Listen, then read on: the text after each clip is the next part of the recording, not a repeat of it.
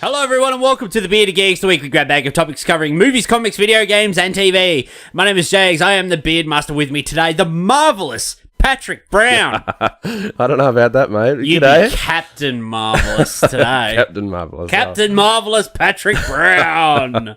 I'll take that. How you going, mate? Yeah, good. How are you? I just had a gut full of KFC and I'm feeling it. You did. I haven't eaten all day. I bear witness to that. Haven't eaten all day and I smashed it. You were devouring that. The most I had like a Twix at like 6:30 this morning. It's now like 10 p.m. Really? Yeah. I've had lots of chewing gum, though. I didn't have lunch. I had lots on today. Yeah. But it's neither here nor there. But today, we're going to talk about Captain Marvel! It didn't sound like that at all. I've just seen it. You watched it last night. Yep. This time, you actually invited me to the movie. But I couldn't go because I already had plans. I'd already booked for tonight. Had a date night with my better half. We had a good time. Popcorn, drinks. Ice cream. Normally, we get this combo, right? We get 2 ice creams in it. And normally she doesn't eat the ice cream. So I got really excited. I'm like, yeah, 2 fucking ice creams for me again. And then I was there and I picked out the 2 flavors I wanted. Yeah. And she's like, is one of those ice creams mine? And I was like, yeah. Hesitant. Which one do you want? The boysenberry. She's like, yeah. I was like, boysenberry's my favorite. The bullets we take as men to keep our Julies happy. Oh, good on you, mate. So you went solo last night, didn't you? Yeah. Was the cinema packed? Because it was opening day. Well, yeah, I was really surprised because there wasn't that many people. Well, especially when I turned up, it was barely half full, or like it was probably only like a quarter full. And I was like, "What's going on?" It's like it's opening night. And then, but once the movie, the previews, started coming up, a lot more people would come in. But it still was probably only a bit over half full. You went to like a 9-ish I went screening? to 9:30 one. Maybe everyone usually goes to the 6-ish one. Yeah, it was a Thursday night too, so yeah. I think they were all waiting till tonight because every bloody bastard was at my screening. Oh, was it packed? Was it? Oh yeah. Yeah. Yeah. It was pretty packed, but the seats either side of us, it was us two. And the seat on my left was empty, and the seat on Catherine's right was empty too. Yep. So we were kind of like right in the middle of our row. Didn't have to rub elbows with any neck beards or anything like that. I had annoying people right behind me, sitting right behind me, a whole row of like 5 of them, and they were just talking through all the quiet scenes because they're probably talking through the whole movie, but like the noisy bits where I couldn't really notice. But when it got quiet, they're still just like trying to explain to their friends, oh, this bit here and all that. And, I was just it was Kong Skull Island all over again. Did you have any annoying people around you? No, there's just lots of people just boisterous and excited. Yep. Actually, the only time I went, if you don't shut the fuck up, it was like a kid up the back. Right. Like, oh, Daddy, look at this. And I was like, you shut the fuck up. It was cool when, like, moments come up where, I think it was the first end credits popped up and you just hear some of the crowd go, oh, and they get all excited. And everyone's like, oh, shh, shh, shh. And it's like kind of cool to hear all that around. Everyone's kind of in the same boat, you get that cool feeling. So before we talk about the start, let's talk about the end because we're talking about the end credits. Doesn't it make you sick when people get up and leave when the credits start? You're like, what's wrong with you? You're like, sit down. Sit down. You're going to miss stuff. It's important. It's all important. Yeah. End credits were actually good. We won't say what the end credits are yet. We'll try to go a little non-spoilerish, but we always end up doing spoilers. And then we'll fall into them soon. Consider this essentially full spoilers. Oh, we love it. Yeah. We love it. So what is this? Is this the 21st Marvel movie, I think? All right. I'm not sure. It was Infinity War. It was Infinity War number 20, I think. Sounds about right. Yeah. Yeah, I remember hearing 20 somewhere. Captain Marvel, Brie Larson. She's got amnesia in the movie, Patrick Brown. Yeah. She doesn't know who she is. I had no idea about her origin. I actually don't know a lot about her story, so this was all fresh for me. Even going in, I didn't know much. I'm a casual Captain Marvel fan. Oh, yeah. The most I know about Carol Danvers was before she became like the current iteration of Captain Marvel with the red and blue and the bloody mohawk and stuff and the cat and everything. When she was Warbird. So when I was collecting Iron Man kind of in the second half of the 90s, after the Heroes Reborn and Heroes Return, they kind of rebooted like the Avengers and Captain America and Iron Man. And I was collecting the Iron Man book at the time, which was a great book. I really love it. Still got all those books in the cupboard. Oh, yeah. And Warbird, Carol Danvers, she featured around, I think it was like issue 18-ish. It might have been earlier, because I think she had a couple appearances earlier. But it was the Warbird version, so when she had like the... well, they call it like the swimsuit now. She had like the black swimsuit with like the yellow kind of lightning-ish bolt on the front of it. And she had kind of like the domino mask. But one thing I actually liked about that storyline was it was a little more grown up, because in that run that they had, Carol was struggling with like alcoholism. Oh, okay. And Tony was trying to put her on the straight and narrow, because he was an alcoholic in that as well, and obviously he was trying to help her in that. And there's this great issue where Carol gets drunk, like Tony's at her house and she's drunk, and he's trying to talk a bit of sense in that into her, not nothing full on or nothing, just coming to her as a friend, telling her she needs help and stuff. And then there's trouble, like there's like a plane gonna go down or whatever, and she's drunk and she flies up there, and she gets a bit reckless and ends up going through like the wing of the plane, and they end up saving all the people in that. But Tony's like, you've got a problem, Carol. You need to get bloody help. You're an alcoholic. Bit of a Hancock thing there. Yeah, Hancock. It always comes back to Will Smith, doesn't it? A bit of a drunk. But yeah, that's kind of how most of my Carol Danvers kind of knowledge and that comes from. She was... was she Captain Marvel earlier, and then she was Binary, and then she was a Warbird, and then she went back to Captain Marvel later, kind of the pilot kind of iteration. Yeah. She is now kind of like what's this movie's more based off. Yeah. But I dug the movie. I dug it. Not my favorite Marvel movie, I will say. Yeah. Yeah, me too. I really enjoyed it. I thought it was a good watch. Yeah, I'm probably in the same boat. There are other better ones, but this is probably up there with one of the better ones. Yeah. I still thought it was really great. Yeah, the casting of Brie Larson, I thought she was great as Captain Marvel. Academy Award-winning actor. I really like her, and I thought she fit the part well. She's got like that kind of jaw as well. She's kind of like got a square jaw. Yeah, she's got the very superhero look, like the classically kind of drawn, very, very strong features. She just seems quite strong in a way, and kind of matched the comic in that way, I thought. And I thought she was really good. I've heard like one or two criticisms about Brie Larson's acting in this movie. I saw one. A couple of people say she's a bit wooden in the movie. She's a bit stiff. And I'm like, okay. And I was watching the movie and I was like, yeah, that line was a bit stiff. That line was a bit wooden. And a little bit later on, you're like, yeah, she is a bit stiff. But I think that comes back to the story, because the movie essentially starts, Carol Danvers is, she's known as Veers. She's on the Kree homeworld. She's a member of like a elite, like Kree, like commando, like a SWAT team commando unit called Star Force, and she works under like her commander yon-rogg, who played by Jude Law, who like trained her and stuff, and is trying to teach her to control her emotions and all that. And the power in that she has was given to her by the Kree, and they could easily take it away, if she doesn't learn to, control and master herself and her abilities and that sort of thing.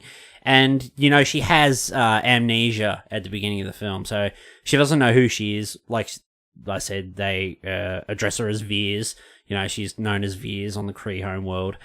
And she has, like, flashes to, like, previous life, like in the military, like in the Air Force and stuff, and interacting with people and that on Earth. But she doesn't really know what's going on. We only get like flashes. She has a dream, we get a bit of a flash of a scene or whatever, and other things like that. So to like comment on her acting and like, oh, she felt a bit wooden, she felt a bit stiff, and I'm like, yeah, okay, but I feel like that comes back to the character, because I felt like in the movie, the Carol Danvers that we saw in the movie wasn't the same woman who before the crash and that, before the incident which gave her abilities, her powers and stuff, before she had the amnesia. Yeah. So she wasn't that same woman. So to say she was stiff in that, I'm like, yeah, she is a little bit stiff. She's a little bit wooden. But the only thing she only really remembers her life waking up on Hela, I think it was, or Hala, the Kree homeworld, and she was getting the blood transfusion, which, the Kree blood, will make her stronger. She'll be younger, longer. She'll have a longer life, and that's how how she lives longer. Okay. Yeah, how she stays. I was trying to work out how that works. Younger for so long, and I thought it comes back to that because for the last 6 years, all she's essentially just been a soldier. She's been a grunt. Very very blunt. Kind of very taciturn. No real kind of joy or emotion or anything like that. She's essentially just been trained as a soldier for the last 6 years. Yeah. So she kind of feels like a blunt instrument. There is a little bit of like flavor in that in there, like between her and yon-rogg. She's a bit cheeky and she's got a couple of smiles and grins and that there. And but yeah, she essentially is just being raised as a soldier, kind of a weapon. Yeah. So for her to be more emotionless and blunt and more direct, I felt like that fed actually from the story. And once they eventually got to a place where she remembers who she is and what she was like and the people she was around, eventually all that kind of emotion and humanity would like come back into the character. So I felt like in the next movie she appears in, perhaps she'll be more like regular kind of Brie Larson, smiling and joking. Especially now she knows who she is and she's figured all that out and she's just her own person now and maybe she'll have more, makes more sense that way. And So the plot of the movie is, like I said, she's kind of amnesiac Kree soldier, elite force, Star Force, and the Kree are at war with the Skrulls, who are like a alien race of like shapeshifters. Anyone they can see, they can perfectly replicate kind of down to their DNA. So they can essentially take the form of anyone they see. And they're kind of at war with the Skrulls. One thing leads to another. Carol ends up back on Earth, where it's in the mid-90s, so it's like 1995. And she runs into Samuel L. Jackson, who's Nick Fury, is kind of like a newly minted kind of agent of S.H.I.E.L.D. And they kind of get into like this buddy cop movie where they're trying to find a scientist who was on Earth, and she developed this faster-than-light drive, which the Skrulls are after. So the Skrulls are trying to find this faster-than-light drive so they can get out, spread across farther out in the galaxy, and take over worlds. Or at least, spoilers, that's what she thinks. But then it gets a bit more interesting later in the film. I really love that big twist in the middle. It just, because it kind of... Are we allowed to talk about it a little bit? Yeah, fuck it, full spoilers. Yeah, I was just thinking, when the Skrulls finally have a chat with her properly and say, we're actually the good guys, and then it just... I found that really cool, a cool twist, because it kind of just flipped the movie, and I found it hard to adjust, but in a good way. I was like, but aren't they the good guys? And then it's like, no, these are the good guys, and they're the bad guys. And so it kind of flipped everything for me, and I was just like, oh, okay. So I had to kind of adjust to that now, and that storyline. And especially when you get on the Skrulls take you, Carol Danvers takes you to the research station or whatever it was, and you see their family there, and it's like real heartwarming and stuff, and you see the Skrulls reunite, and it's like he's got his family, and that's when it really made me realize, okay, yeah, they are really the good guys, and they're on our team, and yeah, it really brought it home. So I was like, I thought that was really cool, and a cool twist. I didn't really see that coming. Because essentially the Kree are just hunting them all down and exterminating them all, and they're just trying to flee and create a home for themselves and their families. But Talos, played by Ben Mendelsohn in the film, he's actually the whole reason he wants to get to Earth. He wants to find the scientist and then he can find the core, is because where the core in that's where the doctor on Earth, the scientist, had been hiding his family, like his wife and his son and a lot of his people, on her research vessel, which they've lost. They don't know where it is after she's died. So, full spoilers. Full spoilers. I liked how she got her powers too, because it did kind of make her one of a kind. Because at first, like I said, I hadn't known anything about this movie, and for the first half of the movie, I thought that she was like Jude Law and all them who are Kree, and apparently she was Kree as well. I was like, oh, okay, so does that mean they're all like at her level? They all have similar abilities, and they can fly and all the fist power things. I assumed that for the whole thing, and then I realized when they explained it that it was that blast of the engine in the faster than light ship and she soaked it all up and all the energy, and she's kind of one of a kind. And I was like, okay, that's awesome. And then I realized, that's great, because I prefer it that way. I don't want all these other superhero people that are on the same and it makes level. It more unique as well. I want unique. She's one of a kind. I like that more, because then we find out that the core that they're after is actually the Tesseract. So essentially, she got her powers from the Tesseract, because she used the Tesseract to create the faster than light drive, the engine, which kind of, I guess, replicates or uses the power of the Tesseract. Yep. And when she blew it up, she just absorbed all that energy in that, and that's how she can use the photon blasts and everything from her hands and fly and all that good superhero shit. Let's talk about that cat. Can we talk? Can we talk about the period in that first? Because it's cover all the stuff first. Because it's set in the mid-90s, right? Yeah. Did you really feel like it was, like it had enough, like 90s flair and that in it? No. I didn't feel like it was too heavy at all. It could have been any time for me. I felt like it was a little bit short on the 90s. Yeah, they had a few little songs here and there that were, tying it in, but Internet Cafe. And she had the 9 Inch Nails shirt and stuff, but that was really it. There was...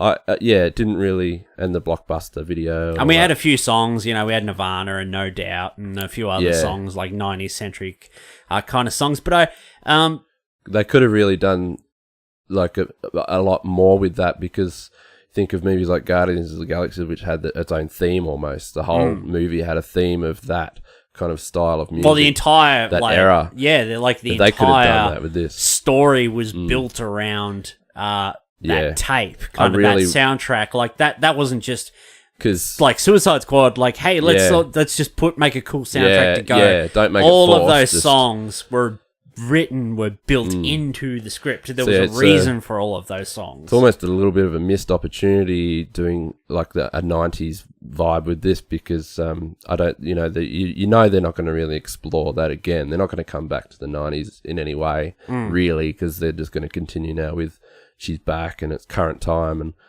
so that would have been really cool to see them, push that more and make it more of an enjoyable, not like flashback kind of movie.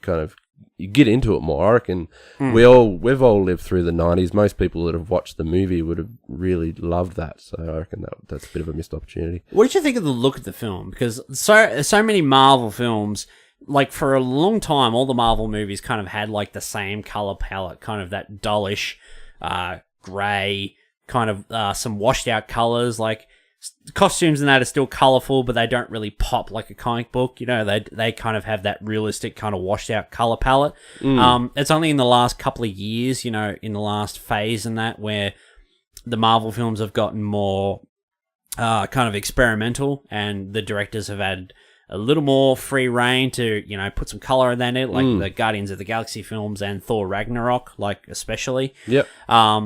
But this movie kind of looks different. It's a pretty bland looking movie. Lots of yellows, lots of browns, lots of like rocky colors and that, because there's a lot of kind of like they're out in the kind of Arizona kind of desert. Do a 90s thing there with that. That's exactly what I was going to say. Yeah. It looks like a 90s film. Like if you put on like Die Hard with a Vengeance or something like that and watch that, it has that very 90s look. It's still shot on film. Yeah. It has that kind of warm, kind of golden look. Like all the movies in that did at the time, and being the period in that as well. Like all the color choices in that are pretty accurate. Like when they're in the records, like the archives, it's all like all the shelving's like all cream and whites and horrible like brown like records boxes and stuff. Like it didn't have like a lot of flair and color in that, but I felt like that came back to the actual period, like trying to recreate a 90s look, like a 90s film, even with current technology in that, because they don't shoot on film, they shoot on digital, and you don't kind of get that warm glow like from using film, because everything's so pristine and crisp. So trying to replicate that in a computer, like it looks pretty 90s, but there are some scenes in that like more so than others, like I think like the car chase scene and that, like you've got cars in that of the period, which really helps going toward fitting into that period. But and it kind of looks the part, like the freeways and that, you're like, bam, it kind of looks, it's not Terminator 2, but it looks enough like Terminator 2, kind of like that urban LA, like Falling Down and Terminator 2 and, you know, Die Hard and those kind of movies and that.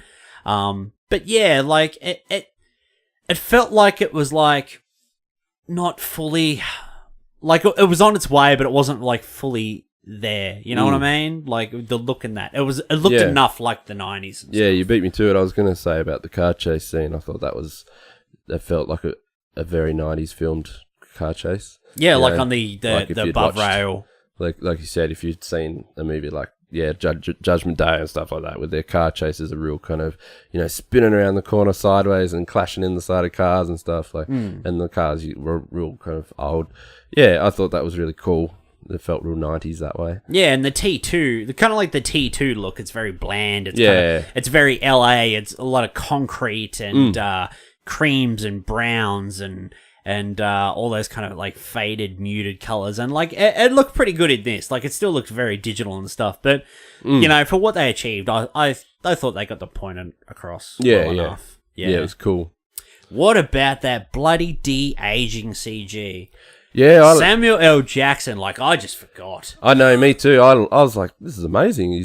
They really did it. That's probably the best I've seen them do. It's like he just finished shooting Pulp Fiction and they dragged him in to film this movie. My favourite was Coulson. He just, I don't know why, he just looked like, they made him look way better looking as well. Like obviously he's younger. Yeah. He's just got like a full head of hair, and he's like, you know, I was just like, that's done really well there too. Like, and Samuel L. Jackson was just perfect. I thought Samuel L. Jackson was fucking flawless. Yeah, but I felt that Clark Gregg, Agent Coulson, he still had a little bit of that baby face kind of, like you could. There's a scene where they're on a staircase. They're in a stairwell, and he's kind of like on a higher level, and you're kind of looking up at him, and he's kind of aiming his gun down. And you look at his face, and you can see the CG-ness of it. It's like in like when I said in Ant-Man and the Wasp, like at the very beginning of the movie, there's a scene which is a flashback with Michelle Pfeiffer and Michael Douglas. Like, you see Michelle Pfeiffer first, and she is perfect. Like the de-aging in that end is perfect. Like it's flawless. Like she just finished filming Batman Returns and now she's come to do this. Yeah. But then like Michael Douglas comes in the room and you look at him and he looks a lot better than he did in previous movies where they de-aged him. But you can still see that, you know, he kind of moves his head and it's kind of got that CG wobble. Not like a wobble, but you know what I mean. Like you can spot it. It's just something about it's not right. It's just like it's a hair off. You know, it's close. It's really fucking close. Yeah. But yeah, like it's funny like looking at the de-aging stuff. Like go back to, I'm just going off on a tangent here, but just go back to Tron Legacy, for example. Like where they had the younger Flynn, like the younger Jeff Bridges. I mean, they had a different actor playing him, and they just recreated Jeff Bridges' CG over him. Like that movie was only 10 years ago, 10 or so years ago. 2009. And I bet if they did that movie today, they would have Jeff Bridges play that same role and just do the de-aging. But you know, at that time, they had Jeff Bridges acting against a different actor who was playing like the younger kind of the grid version of Flynn, like the computer version of Flynn. And it's just it's funny to see how far we've come in such a short amount of time. Technology is a marvelous fucking thing. Yeah, and scary too. It's going to be flawless soon. They'll do it with ease in another 10 years. They can do it well if they have the actual actor there and they've got a lot of reference and they can de-age them. Whereas it's different, like, take Rogue One, for example, where they had, Grand Moff Tarkin, and they had a different actor playing Tarkin. And, like, they did the CG thing and some things, like, when he's not moving and that, like, yeah, it's okay. But once he starts moving and starts talking, like, if we have the actual actor who played that person, like Samuel L. Jackson, here's all this reference from the 90s, boom, we'll just de-age you. We'll do your hair and that the same, and we'll just de-age you. We'll tighten you up and that. And, it was fucking it worked flawless. Well. It was flawless. There was only one thing I thought that they should have changed was the fight scene with Samuel L. Jackson when he was going up against the other guy in the research room, what's it called, where the archives. Oh, in the records room, yeah, and he goes up against him and they have a fight scene, fist to fist kind of combat. Yep. And in my mind, before this movie came out, I pictured a young Nick Fury. I expect him to be kind of like like a Captain America without the super serum powers, really good at fighting, and he's like in his prime. He's like he's a fighter. He's good at combat and all that. That's how I kind of pictured him. Yeah. But in that, you could kind of tell that it was old Nick Fury doing it. Yeah, you could. They were real slow, and he was kind of moving real slow, and like older Nick Fury as himself was trying to do the fights. I spotted that a mile away. I was like, I wish they just got a really good fighter, an actor, step in, and they just kind of do a bit of CG in the parts that show his face, and just have them in a real good fist fight.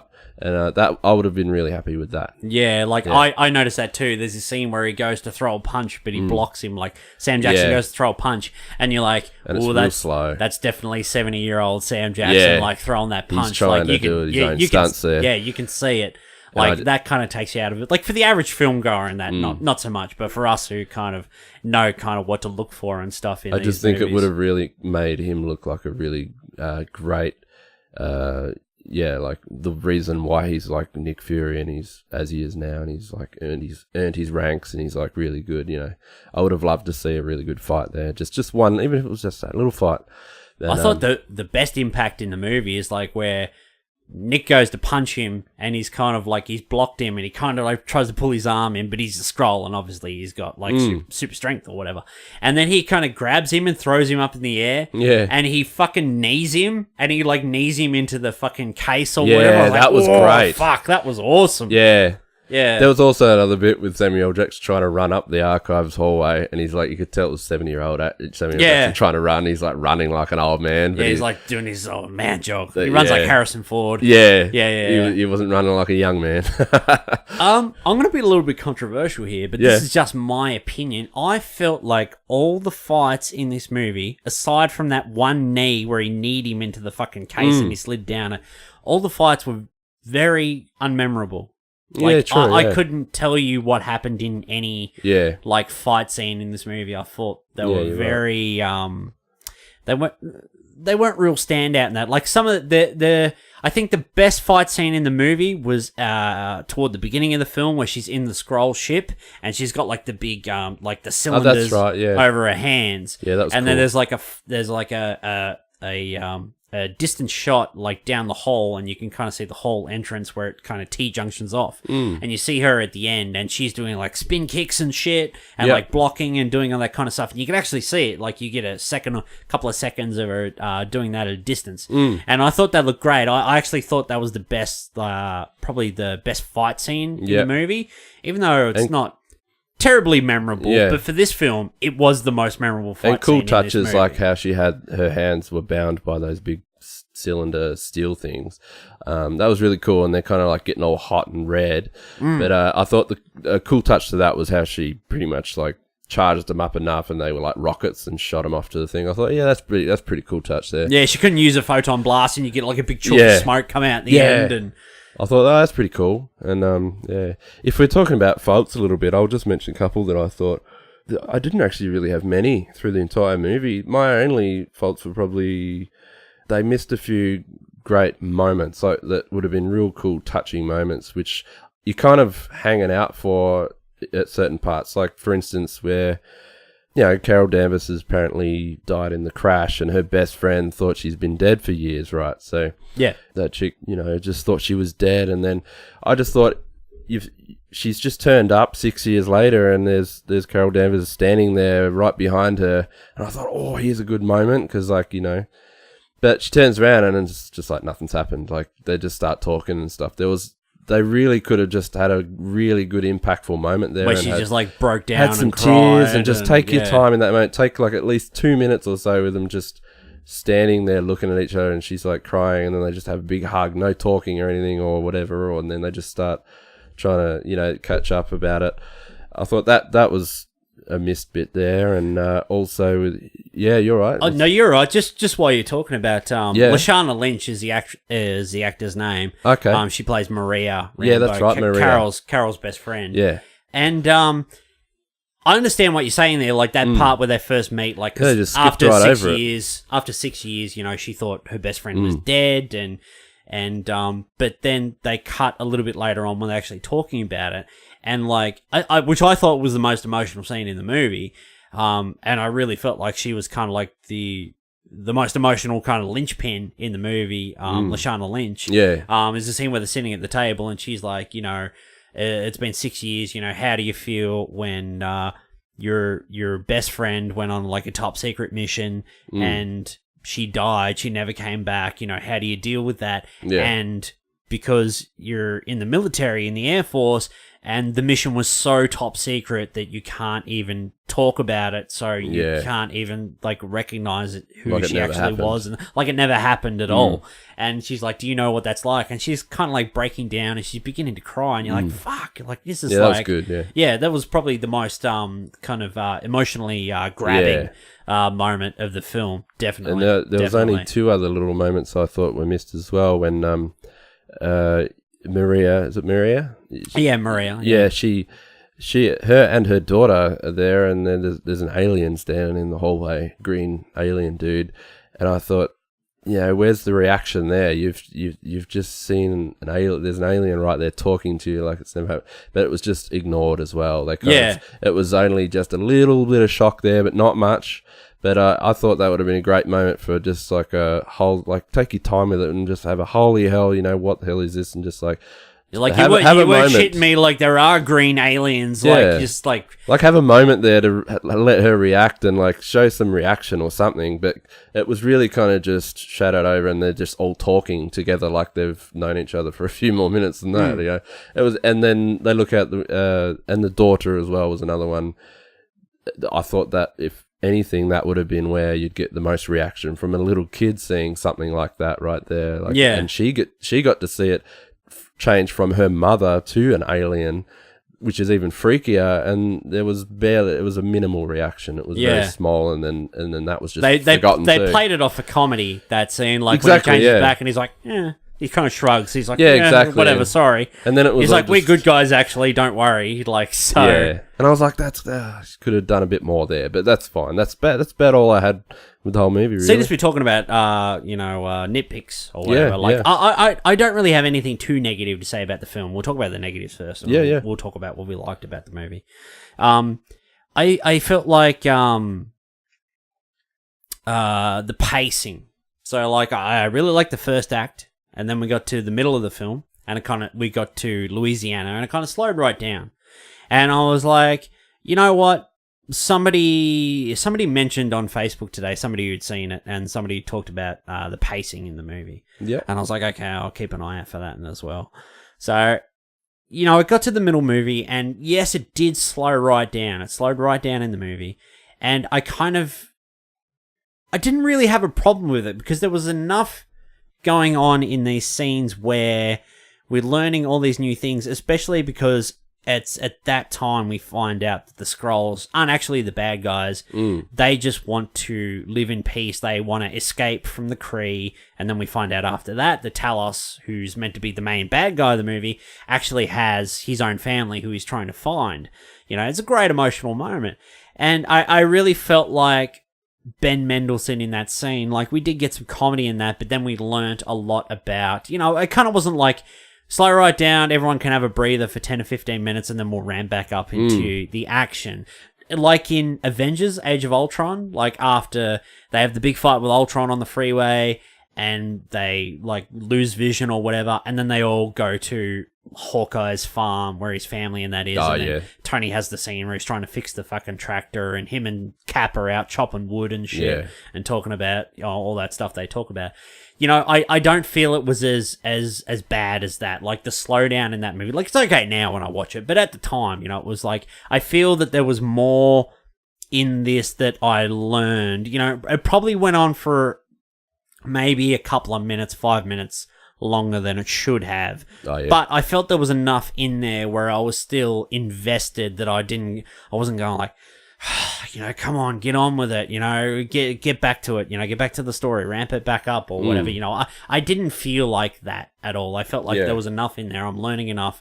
There's enough character stuff in that in there that I'm still quite invested. Yeah. So, yeah.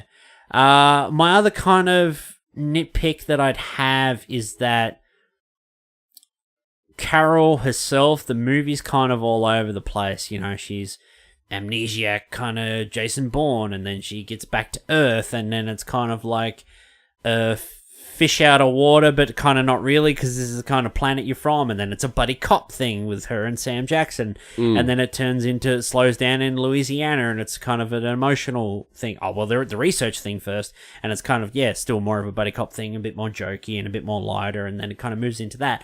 I kind of felt like, you know, the character kind of wasn't handled as well in this movie as she could have been. Like, I felt like, take Black Panther, for example.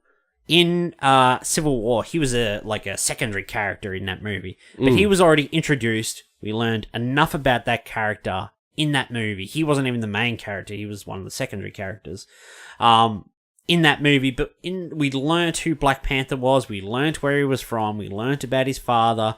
We learned about, now my father's dead, it's up to me to take the mantle of king, you know. And Black Panther and the whole revenge thing in that. We learnt enough about Wakanda, you know. It was set up without seeing it all. But he was only the secondary character in that movie. You know, he still had, you know, he was a supporting character. He still had a big enough role, but you know, he wasn't the main focus in that movie. Unlike this with Carol, because it's kind of like, this movie feels like a Phase 1 movie, yes, but I felt like it was a better movie than Doctor Strange. Because Doctor Strange was really jarring because we got so many different films. You know, we're getting Guardians of the Galaxy and stuff like that. And then we go back to Doctor Strange, and yes, we do need to learn his origin, but it feels like a Phase 1 movie, like we've outgrown this. I know we have to introduce this character, but I feel like we've already outgrown this. We're 10 years past this. And Captain Marvel kind of feels like that as well, but I don't really feel like it's to that extent.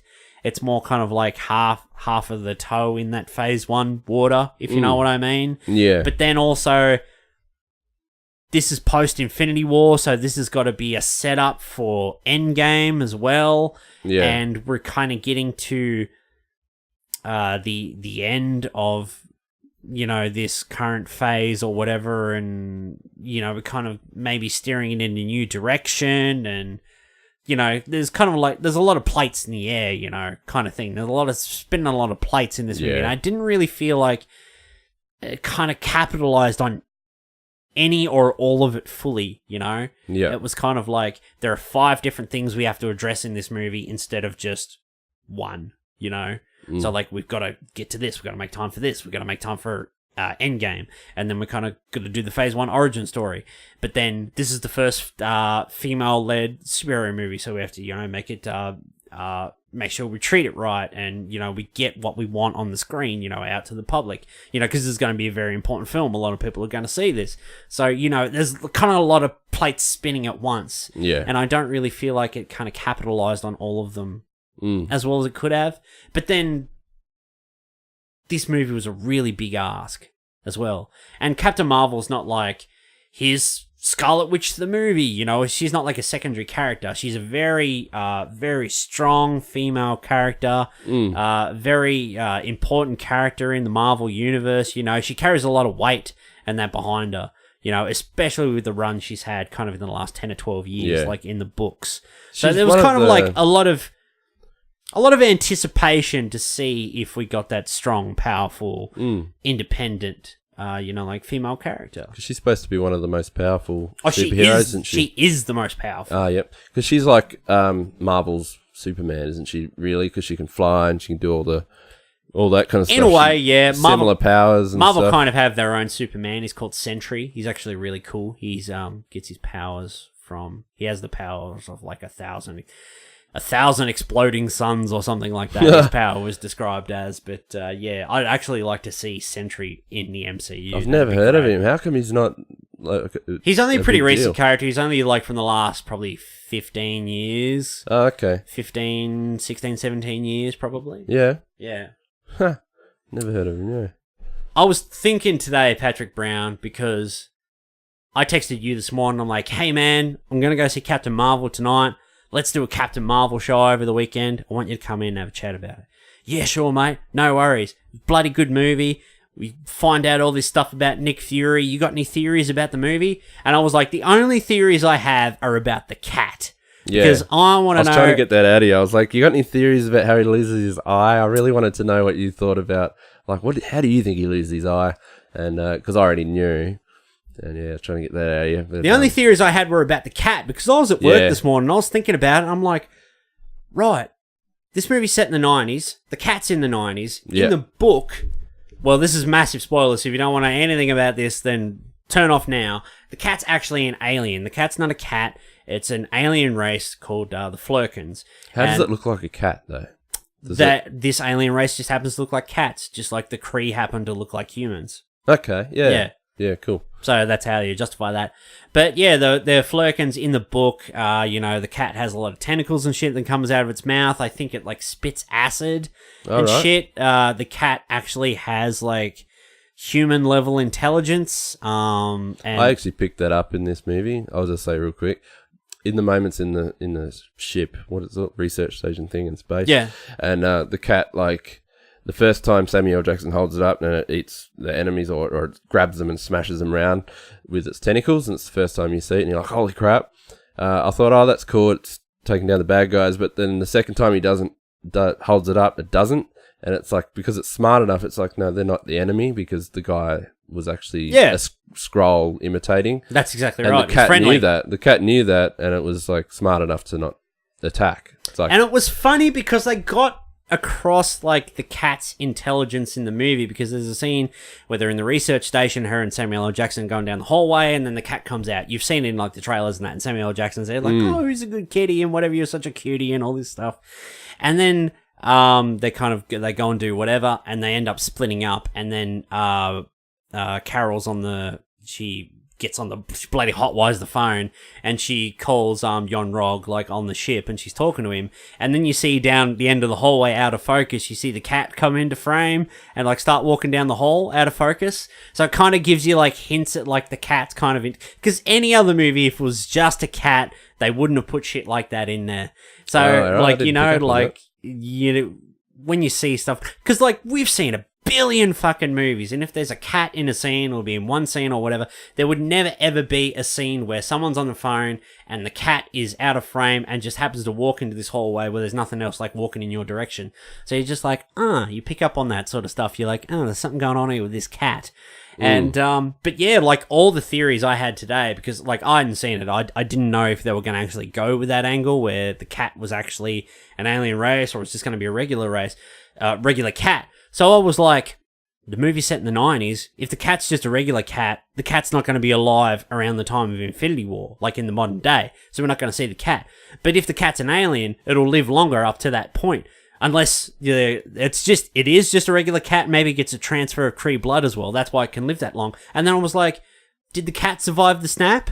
Like when the snap happened and half the universe was wiped out, did the cat survive? Is that why Captain Marvel's so pissed in the next movie? I'm like, I was thinking about all my theories were just about the cat. Like I didn't care about anything else. That was just all my... And so you didn't know how he lost his eye, then you went... He was a very good ginger boy in the movie. He was a very good cat. Yeah. The Samuel L. Jackson, Nick Fury, loses his eye in the movie. It's not epic or whatever. It's incredibly hilarious. Full spoilers. He's holding up the cat. He's like, who's a kitty? And then the cat just swipes him across the eye and claws him. And he's just like, oh, it's just a scratch. And like the scroll dude's there and he's just like shaking his eyes head, like, swelling up. Yeah, his eyes like swelled shut. And he's got like the big shit. claw marks down his face. And the scroll dude's like, he's like, no, that's not just a scratch. Yeah, because he's aware of like, he's like, get that flirkin away from me. He's like, it's just a cat. He's like, you shouldn't have that sitting on your lap. And then like, later on in the film, because I was sitting there, I was like, are they actually going to address this? And then they have the scene where he's holding the cat up and the mouth bursts open and all these tentacles come out and grabs all the fucking bad guys and shit. And if you think back to some of the older Marvel movies with Nick Fury, it kind of helps explain it a bit better with, you can actually see the scarring on his eyes in some of the old Avengers movies, and they kind of look like black veins or something kind of reaching out each way. It's maybe that explains that a bit better. Yeah, because it's like, you know, it must be some kind of poison and like in the Winter Soldier and that you see his eye like full on and there's this.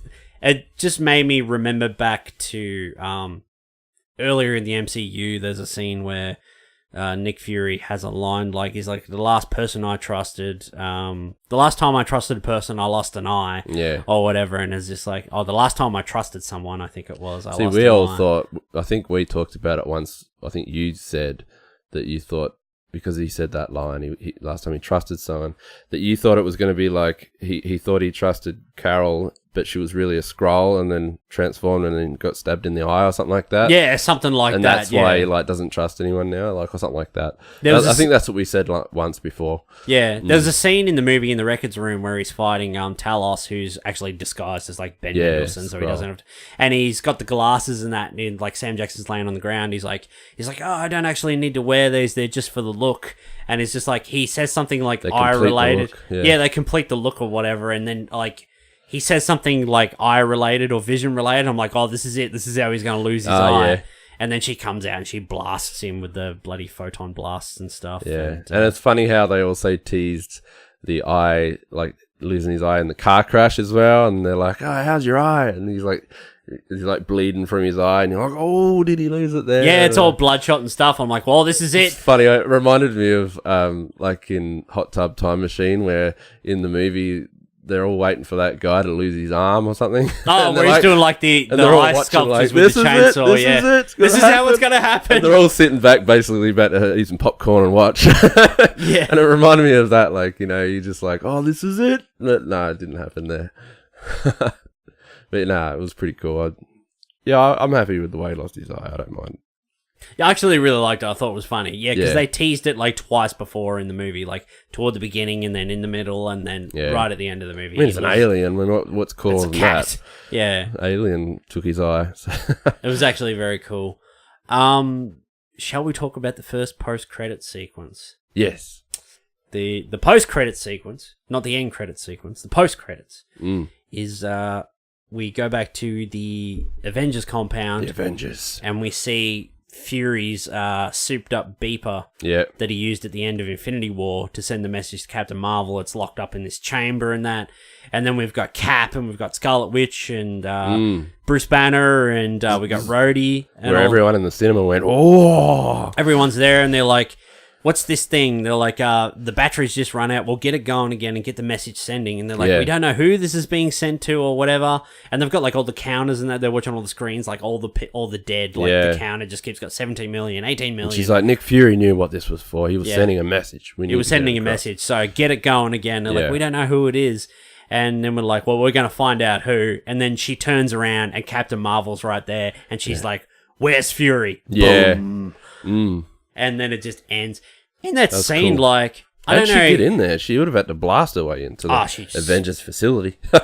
It'll actually be interesting to see how she's handled in the next Avengers film, which is in like 7 or 8 weeks. It's not very far away at all. Yeah, cool. Because this was the movie where she kind of like, only in like the third act of this movie, she has like control of her like full power and she's flying around and shooting off blasts and all that sort of stuff. Yeah, that was cool. By the time we get to Endgame, I mean, it would have been like 20 years. She would have had like 20 years to like master her power and stuff. So it's going to be more interesting to see how competent and that she is. So she can breathe in space, is that right? Well, she can now, because she had a helmet, you know, she put the helmet up, the helmet would go up like Star-Lord, and, you know, she could, like, travel through spaces. I really liked, I got to give him credit for keeping it comic accurate, the glowing white eyes or just white eyes in general Yes. when the mask is on, and the mohawk, like that in the comic kind of, I never thought that would come across. You kind of think it would be a bit ridiculous on screen, but it's cool. I'm really glad that they did that,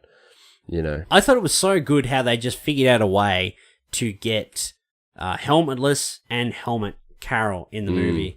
Like, because when the movie was like going into production, everybody's like, are we going to see long-haired Carol with no helmet? Are we just going to see the Mohawk version? Are we going to see her with the helmet? And everyone's like, no helmet, no Mohawks, don't worry about it. But the way they got around it is she's long-haired Carol. She does like a Star-Lord. The helmet comes up from the bottom, and it pushes all her hair up, and there's a slit down the middle, and all her hair's just hanging out like a Mohawk. And that's how they got the whole helmet with the Mohawk and that. I'm cool. Like, that's fucking sick. Brilliant. And I think everyone else as well, like everyone else in Star Force, they had helmets and that as well. And they all had like Mohawks and that as well. Like they had the slits at the top, so it wasn't exclusive. And it gave her kind of character, especially when you see her in the start of the movie with all the other Kree. And they're kind of all like their own mercenaries in a way. They've got their own kind of style. And she's the one with the Mohawk and like has this cool kind of look when she's going through on the battlefield. And all the others have their own look. You got the sniper, you got the big blue dude with the beard, he looks like a Viking, you know. They're all got great characteristics, and I thought that was awesome. How did you feel about the suit changing color just by tapping a few buttons on her wrist? She brought up the RGB screen on the thing, and the girl's just like, and the little 6-year-old, no, probably 12-year-old knew how to use it. She's like, yeah, you're the one with the most style. Like, I can't wear these Kree colors anymore. Like, you decide. I wondered how they were going to change. And the I was paint just like, on that. Okay, I was just like, that's fine. I'm happy with that. It was a bit out there. It was a bit much. It'll do. Yeah, it's okay. I was kind of hoping for a bit more of a traditional way, like that 90s touch, and just do it with classic, you know, get the paints Miles out. Morales it up and just grunge it. Dye it in or something. And that would take forever though. But how like the Kree suit, the green and the black look good, but I mean, how fucking good did the red and gold and blue suit look? Like, it looked fucking outstanding. Yeah, I never actually liked the green suit before. I didn't like the whole look of that, but the red and blue was perfect. It was awesome. And the gold it was sick.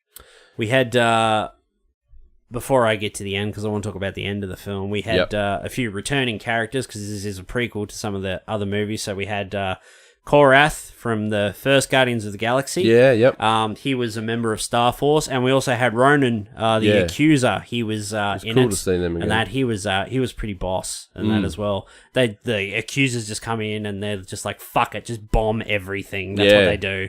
They just bomb everyone and they don't give a fuck. That's how they sort shit out. Yeah, fuck going down there ourselves and just killing one person. We'll just bomb and fucking kill everyone and do it. I was like, whoa, that's pretty. Yeah, it was good to see them back. Pretty badass. Pretty evil. Love when they link them into the other movies a bit in that way, especially just bringing the guy in out of Guardians of the Galaxy, the soldier dude, Korath, just bringing him in, and it, you know, in Guardians of the Galaxy he's kind of like he's just on the side, he's not really anyone at all in that, but now he's kind of a solid character that you see him in this movie again. He's kind of like Ronan's like first lieutenant, and he's had like some augmentation and that in Guardians of the Galaxy, because he's got like the big mechanical parts and shit in his head, like the robot parts and shit and that. So some shit's actor. Gone down. So John Monhonsu. He's a great actor. Oh, fucking Blood Diamond. Yeah. Oh, love him. That's a great movie. What did you think of Stan's cameo when you first see him on the bus? Man. Train. I saw that and I'm like, this is the first cameo where Stanley actually plays himself. Yeah. And I was like, I saw the scene because in the 90s he was in Mallrats. He had a scene where he was in Mallrats and he played himself. Kevin Smith movie. Oh, and he's reading the script of Mallrats. He's reading his scene, like he's practicing his lines from the movie. And I was like, because Kevin Smith is such a huge Marvel and comic book and Stan Lee fan. Like, he knew Stan Lee. Stan said he was like a son to him and all this sort of stuff. Yeah. And I was like, when Kevin Smith sees this movie and sees that scene, he's going to burst into tears. He's going to lose his shit. Yeah. I can't wait to hear about that moment, like when he first sees it. Like It'll be online she just everywhere. pulls down the newspaper slowly and looks at his face, and then she just gives him a little smirk. Yeah. Like, what about the Marvel Studios logo at the start? Instead of all the heroes and stuff, it was just all the different Stan cameos. Out of respect, it was great. You know, I feel okay about these cameos still going. I think it's great. I think I think he's only got one more. I think because he filmed a bunch. He filmed James Gunn filmed 5 different cameos. Yep. With him, like a year and a half before he died or whatever. Okay. Because they knew he was getting old, so they just filmed a bunch of them in a row. So I think there's only one more left, and that's. So you think they won't do them anymore after a while? Do you think they'll just stop doing Stan cameos? Somehow they'll have to work Stan into every movie. I'd love to have them just forever, just keep going.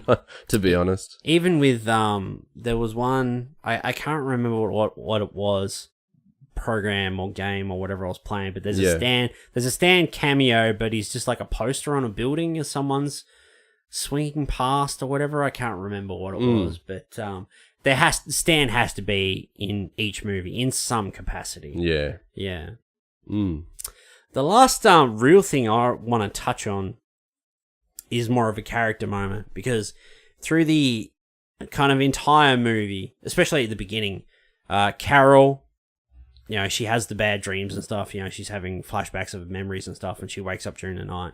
She goes to yon-rogg's room. And he's like, you're having those dreams and that again. And she's like, you want to fight? And then they go to the fight thing, and they're training and they're fighting each other. And he's telling her, you have to master your emotions. Stop thinking here with your heart and think with your brain. You've got to master your emotions, and what we've given you, we can take away. Like her photon powers, her binary powers and stuff. And he kind of says to her, she tries to fight him and stuff, but he's always one-upping her and stuff. And he's just like, the day comes when you beat me hand to hand, then you'll be ready. I know you'll be ready, And then he kind of like, through the movie, he's always like, she's kind of like a bit of a loose cannon and stuff on the first mission. And he's like, no, you're not going on your own. You follow me, control your emotions. What have I told you? You got to center yourself, all that sort of shit. And it kind of, there's touches to that all through the movie. And then you get right to the end, and, after she's blown up all the ships and she's got her full power and stuff, and she lands back on Earth, and he's there by the busted up shit. And he's got the gun and that, and he puts it away, and he's like, I'm so proud of you and all this stuff. You finally gotten to, this kind of moment. And he's like, but I always said to you, you've got to master yourself. And the day comes when you finally beat me. I know that you're ready. And he's like, come on, this is it. This is the time. It's now. And she just fucking blasts him with a photon blast and sends him flying across. And she walks over to him, and she just goes up to him, and she's just like, I've got nothing to prove to you. I thought it was great. And I was like, fuck. Yeah. This just completely blow away your expectation, because you're like, I've seen this scene a million times. It's kind of like the master and the pupil. It's at the end. It's like the pupil finally has to defeat the master. You expect that they'd have a hand on her combat. Yeah, like he's always like downplaying her, essentially saying, you're not good enough. You're not going to be good enough until you beat me. Yeah. And then she just fucking flips that coin. They flip that coin on you, fuck with your expectations completely. And she just blasts him, and she just goes up, and she's just like, she's looking down on him, and there's this great shot, angled up, looking at Brie Larson, and she's looking down. She's just like, I've got nothing to prove to you. It was just awesome. with such fucking confidence. Yeah, it was great. And you're like, boom, take that. And then she fucking throws him in the ship and sends him back to his home world packing. Yeah, fucking great. Really liked that scene at the end. It was awesome. Yeah, totally fucking throw away your expectations for these types of movies, like these types of scenes. Like in Broken Arrow and stuff, like John Travolta and Christian Slater. It's exactly the same thing. Like at the start of that movie, they're kind of like they're kind of co-pilots and stuff, and they have like a boxing scene at the start, and John Travolta's like the better boxer and stuff, and he's like, he's like, I let you in and all this stuff, and he's like, nah, keep your money. He's like, whatever, you weren't giving it your all, and right at the end they have like that master and kind of, greater and lesser, now it's time to fight me, you never win, you got to beat me to stop this fucking nuclear bomb. And it's exactly that same thing, but we've just been trained for so long to expect that in those kind of instances, and she just boom blasts him, and she's like, I got nothing to prove to you. Such confidence. And I was like, fuck yeah. Yeah, it was good. No, you don't. Do you think this movie's going to make a lot of bank? Yeah, I reckon it will. It sounds like there's a lot of haters out there, but I don't think that'll change. Fuck the haters, man. I don't think that'll change it. I think it's going to Can't we just go and watch a movie and just fucking enjoy a good movie? Especially for the fact that it's the thing just before Endgame, and it ties into Endgame. I think people already know that you kind of have to watch this before you watch Endgame, and then I think that's also a good reason to get into it. You're just going to have everyone on board. Like I think it's going to make a lot of money. Yeah. Yeah. The only thing I that really kind of got my goat is that Endgame is actually quite close to this movie. It's only within 2 months. So Marvel is going to like dominate the box office. Do we get Spidey before Endgame or after? No, we get it after. Okay. Yeah, we get Spidey later in the year. So we get, what's it now? March, and then we get Endgame in May, and then I think we get Spider-Man in July. Okay. So it's like Captain Marvel for 2 months, Endgame for 2 months, and then Spidey after that. So Marvel's just going to dominate the box office for like the next 6 months. Yeah. I mean, how long was Black Panther? Black Panther was in cinemas for fucking months in the US. I think it was still in cinemas when we got the home release, like here. And we get the home release, I think it was like 3 or 4 months, 3.5 months after the movie had been out. It was still playing in cinemas in the US. So, yeah, I think this has the potential to make a lot of fucking money. Yeah. It'd be good. I think a lot of it, I mean, you just go to like, because these Marvel films are the biggest trend out there. I mean, just when I went to the cinema tonight, I mean, the cinema was nearly full. Yeah. I mean, there were people in there fucking everywhere. We stood in line just to get to, like, I'd already pre-booked tickets, but we wanted to get some snacks. We stood in line for like fucking 15 minutes. And it's not a long line, you know. And there were that many fucking people there. Yeah, we stood in line for about 15 minutes just trying to get some food. Yeah. You know, yeah, regardless, these movies always make a lot of money. But yeah, it'll be interesting to see how well this does, being the first kind of female-led. I mean, it's kind of all about representation and that too. Like Black Panther was such a big, like, kind of like a cultural kind of